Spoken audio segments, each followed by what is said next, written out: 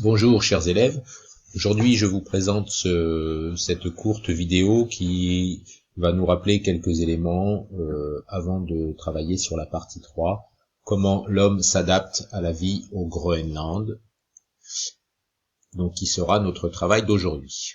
Petit rappel,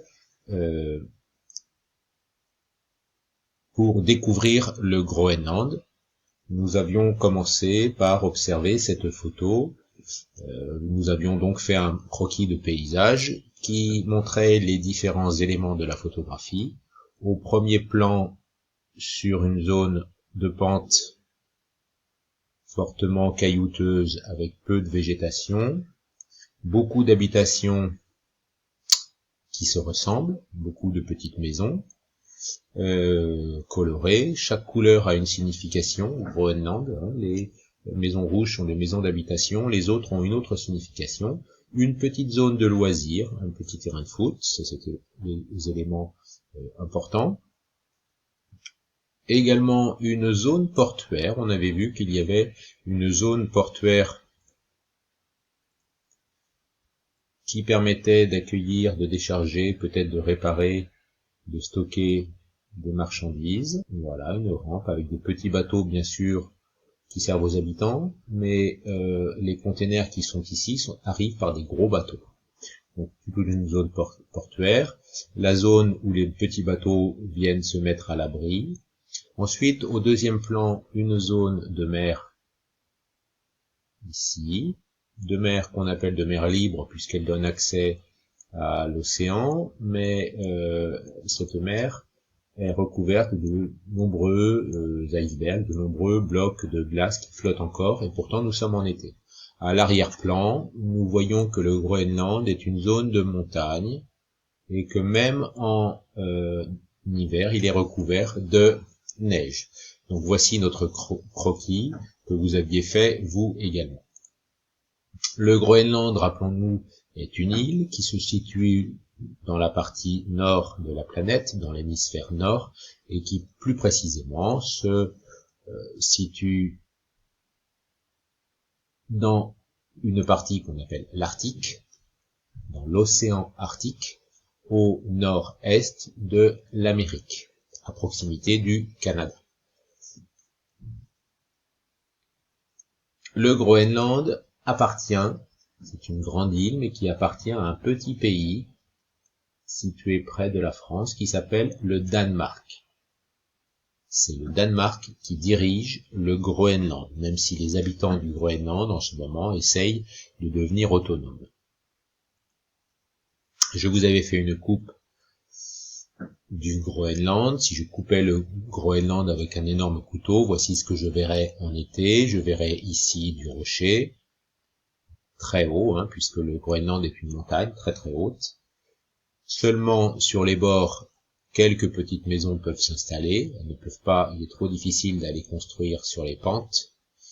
Et en altitude, c'est trop difficile également. En été, la mer est à peu près libre, même si des icebergs flottent.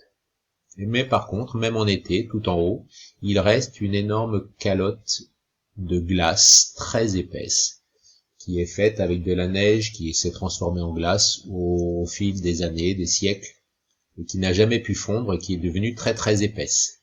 De temps en temps, cette calotte de glace descend tout doucement, glisse tout doucement tellement elle grossit vers la mer, elle arrive au bord de la mer, où elle se casse, et des icebergs donc se détachent et vont finir par flotter avant de fondre dans l'eau.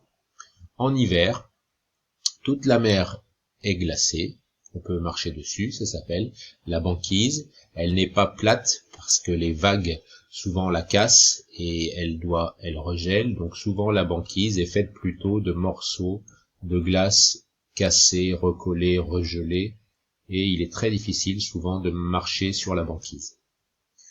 Tout le paysage est recouvert de neige en hiver. Alors, quelles sont les contraintes de la vie au Groenland? On avait vu qu'il y avait d'abord un mot important que vous deviez connaître, c'est le mot contrainte. Une contrainte, c'est un élément qui limite l'installation des hommes. Ça ne veut pas dire qu'il interdit l'installation des hommes, mais il rend l'installation des hommes difficile. Donc les contraintes que l'on trouve au Groenland, il y en a plusieurs. D'abord, le Groenland est une île. Il est difficile d'y arriver et il est difficile d'en repartir, puisqu'il n'y a pas de route qui permet de quitter le Groenland ou d'y arriver. Ça peut être une contrainte si on a besoin de quitter l'île, ou si on a choisi d'y aller, c'est un voyage qui est difficile. C'est aussi une contrainte si on a envie de rencontrer d'autres peuples. Il faut souvent traverser une partie de mer pour quitter son île et aller à la rencontre des autres peuples. C'est donc une contrainte, l'isolement. Le Groenland est une montagne, avec de fortes pentes, qui ne rendent pas facile les constructions, donc les maisons restent sur le bord de la montagne, et tout en haut de la montagne, il fait encore plus froid, le vent est encore plus fort, et on a vu que tout en haut, il y a de la glace qui rend la vie complètement impossible pour l'homme.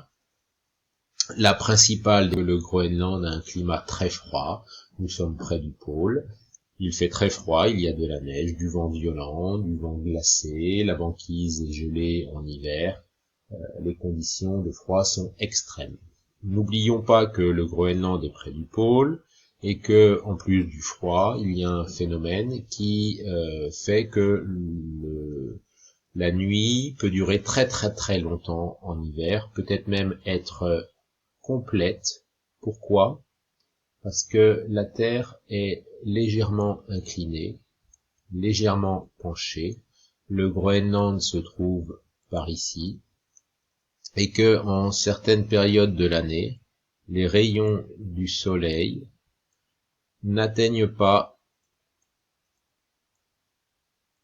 le haut de la planète. Le haut de la planète reste un petit peu dans l'ombre du soleil, et le Groenland se retrouve une grande partie de l'hiver dans le noir complet. Alors, les hommes se sont pourtant adaptés aux contraintes depuis longtemps au Groenland. Comment ? D'abord, les deux contraintes principales qu'ils doivent affronter, en premier lieu, c'est d'avoir à s'adapter au climat polaire. Ils doivent donc s'abriter pour se protéger de la neige et du vent. Ils doivent ensuite s'habiller pour se protéger du froid de l'eau. Ils doivent trouver leur nourriture dans un endroit où les plantes ne poussent pas, ni les fruits. Et ils doivent se déplacer sur de la neige, sur de la banquise. Et ils doivent également s'adapter à l'isolement, on l'a vu, on le verra. Mais la contrainte principale, c'est bien sûr de s'adapter au climat polaire.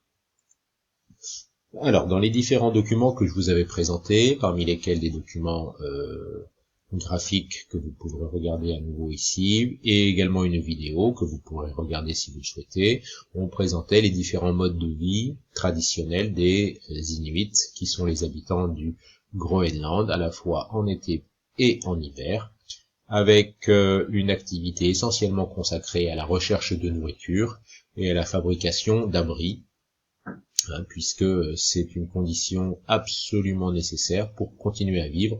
Il faut trouver sa nourriture et il faut s'abriter. On ne peut pas vivre au Groenland si l'une ou l'autre de ces conditions n'est pas réunie. Donc les Esquimaux ont trouvé des adaptations pour faire leurs abris, leurs maisons, construire leurs maisons, malgré l'absence de bois, malgré l'absence de végétation, ils ont réussi à trouver des adaptations. Par exemple, pour se déplacer sur l'eau, ils ont réussi à construire des kayaks, ils ont réussi à construire des abris en neige, ils ont réussi à pêcher malgré la banquise, ils ont réussi un certain nombre de choses que vous avez observées et que vous allez devoir classer aujourd'hui. Vous avez observé par exemple que les Inuits avaient réussi à construire des habitations essentiellement en pierre ou en neige pour s'abriter et avoir un petit peu de chaleur et un confort tout relatif pour leur famille. Alors, dans ces adaptations, un certain nombre sont des adaptations qui ont été inventées autrefois, mais aujourd'hui, la vie au Groenland n'est plus la même. Des adaptations nouvelles sont apparues, plus modernes, que vous allez devoir classer également. Par exemple, aujourd'hui, les maisons ne sont plus des igloos, elles sont des maisons en bois, avec certains éléments de confort. Ce sont des maisons qui se ressemblent car elles arrivent toutes du Danemark, qui fournit les matériaux de construction pour des maisons déjà préconstruites. Il ne reste plus qu'à monter au Groenland, puisqu'il ne peut pas y avoir d'usine de fabrication, il n'y a pas assez de matériaux. Mais la contrainte est toujours la même, il faut s'abriter du froid. Par exemple, dans cet espace-là, quand on rentre dans une maison au Groenland, il y a toujours un petit espace où on change de vêtements, on laisse ses chaussures, on laisse ses bottes pleines de neige avant de rentrer dans la maison. Il y a un espace de transition entre les endroits chauds et les endroits très froids de l'extérieur. Dans l'évolution entre une adaptation traditionnelle et une adaptation moderne, on voit également que le moyen de transport a changé.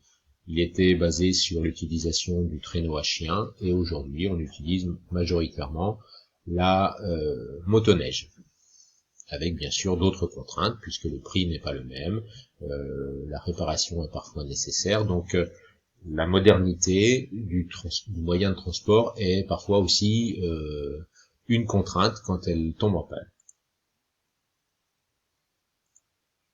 Alors, dans l'alimentation, dans la vidéo que vous avez regardée, vous voyez des Esquimaux qui mangeaient de la viande de phoques qu'ils venaient de chasser. Aujourd'hui, les Esquimaux continuent à chasser un petit peu, pas pour leur plaisir, c'est pour manger, mais ils n'en font pas leur activité permanente de tous les jours. Ils mangent quand même encore beaucoup de viande, mais l'essentiel de leur nourriture, tout ce que vous voyez ici sur la table pour une semaine, c'est de la nourriture qui arrive par bateau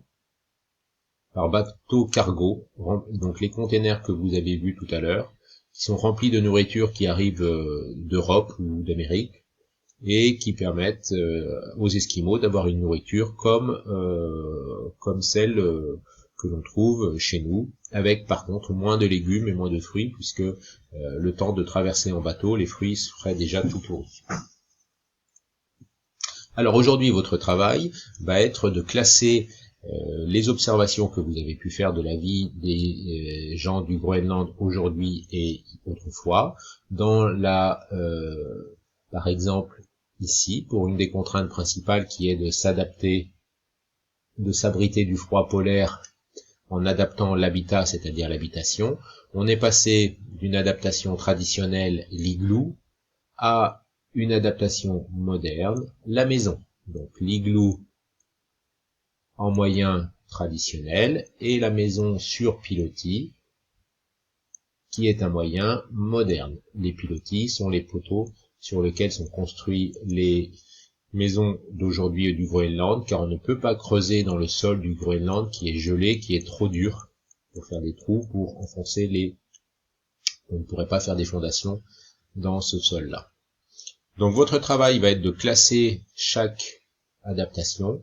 Est-ce que c'est une adaptation d'autrefois ou est-ce que c'est une adaptation d'aujourd'hui? Dans chaque domaine, le domaine de l'habitation, le domaine des moyens de transport, le domaine de l'alimentation, la nourriture, le domaine des vêtements, et un petit peu plus dur, le domaine du travail. Donc le travail, c'est l'activité que l'on fait dans la journée, dans la semaine, dans l'année, pour répondre aux besoins de sa famille. Donc vous verrez, vous avez déjà vu que autrefois, toute l'activité de l'Esquimau était consacrée aux besoins de la nourriture, la recherche de nourriture et de construction, au déplacement. Voilà pourquoi ils étaient nomades, au déplacement pour suivre les zones de chasse. Alors qu'aujourd'hui, le travail des Esquimaux, quand ils ont du travail, c'est un travail qui est sédentaire, ils n'ont plus besoin de bouger pour suivre les zones de chasse. C'est un travail salarié qui est plutôt dans le commerce, dans l'industrie minière, dans la pêche en mer, dans le tourisme, pour ceux qui ont du travail, car beaucoup d'Esquimaux n'ont pas de travail.